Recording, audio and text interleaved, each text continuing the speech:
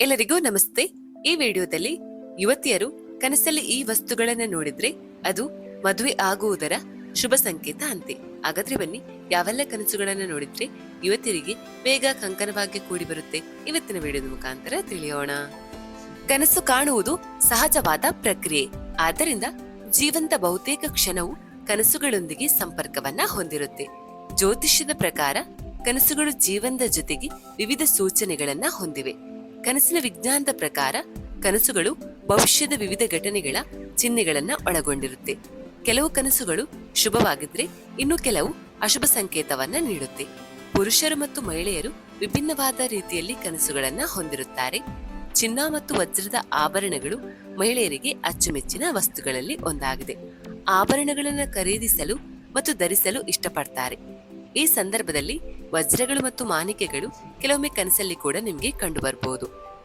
ಕನಸಿನಲ್ಲಿ ಆ ಆಭರಣಗಳು ಪ್ರಕಾಶಮಾನವಾಗಿ ಒಳೆಯುತ್ತಿದ್ರೆ ಅದರಿಂದ ಅವರ ಜೀವನವೂ ಕೂಡ ಅಷ್ಟೇ ಪ್ರಕಾಶಮಾನವಾಗಿರುತ್ತೆ ಅಂತ ಕನಸಿನ ಶಾಸ್ತ್ರ ಹೇಳುತ್ತೆ.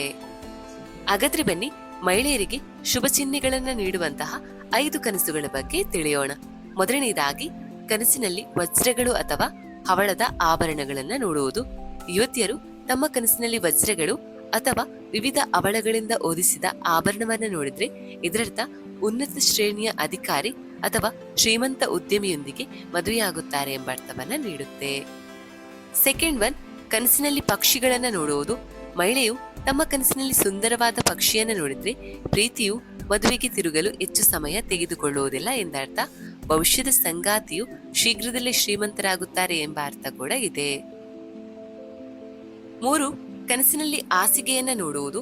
ಯಾವುದೇ ಮಹಿಳೆ ಕನಸಿನಲ್ಲಿ ಹಾಸಿಗೆಯ ಮೇಲೆ ಮಲಗಿರುವುದನ್ನು ನೋಡಿದ್ರೆ ಅವಳು ಶೀಘ್ರದಲ್ಲೇ ಉತ್ತಮ ಪ್ರೇಮಿ ಅಥವಾ ಸಂಗಾತಿಯನ್ನ ಕಂಡುಕೊಳ್ಳುತ್ತಾಳೆ ಎಂದರ್ಥ. ಆ ಸಂಬಂಧ ಮದುವೆಗೆ ಕಾರಣವಾಗುತ್ತೆ. ಕನಸಲ್ಲಿ ಕಾರ್ಮಿಕನನ್ನ ನೋಡುವುದು.